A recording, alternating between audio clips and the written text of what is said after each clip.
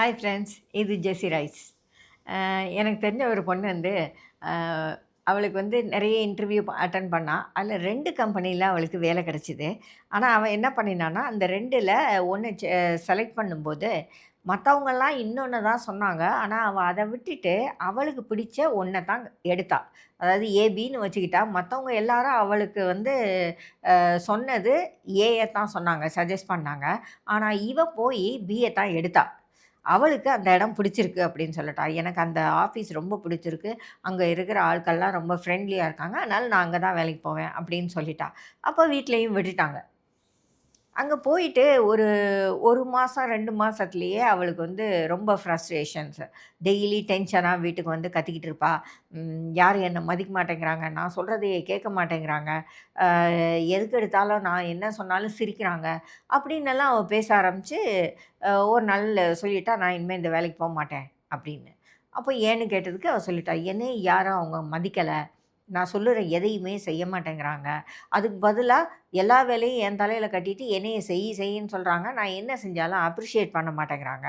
அப்படின்னு நெறைய விஷயங்கள் சொன்னா. அஃப்கோர்ஸ் இது மாதிரியான விஷயங்கள் எல்லா அலுவலகத்திலேயும் இருக்கும். அதெல்லாம் நம்ம இல்லைன்னலாம் சொல்ல முடியாது. இது மாதிரியான அரசியல், இது மாதிரியான விஷயங்கள் இல்லாத அலுவலகங்களே கிடையாது.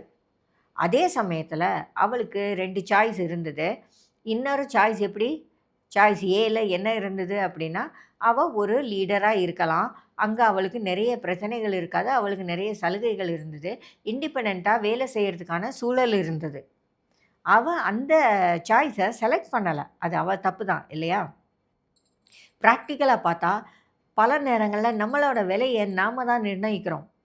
நமக்கு அது வந்து அதெல்லாம் ஒண்ணும் கிடையாது. கிடைச்ச வேலைய பார்க்குறது தானே கஷ்டமா இருக்கு அப்படின்லாம் சொல்லுவீங்க. அதாவது இப்போ ஒரு தண்ணி பாட்டில் இருக்குன்னா, அந்த தண்ணி பாட்டில் சாதாரணமா ஒரு ஹோல்சேல் கடையில வாங்குனீங்கன்னா, ரூ. 10க்கோ, ரூ. 20க்கோ கிடைக்கும். அதுவே ஒரு ஹோட்டலுக்கு போய் நீங்க சாப்பிடும்போது அந்த பாட்டில வாங்குனீங்க அப்படின்னா, அதோடைய விலை வேறையா இருக்கும்.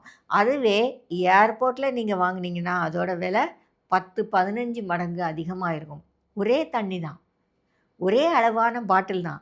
ஆனா, அது இருக்கிற இடத்தை பொறுத்து அதோடைய மதிப்பு மாறுது. இல்லையா? அதுபோல தான் நம்மளும் பல நேரங்கள்ல ஆகுறோம்.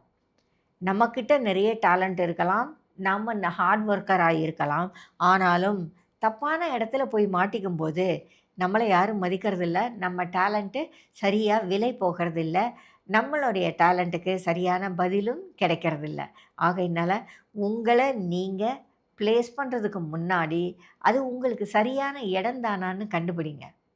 உங்களுக்கு சரியான விலை தான் அங்க கிடைக்குதா?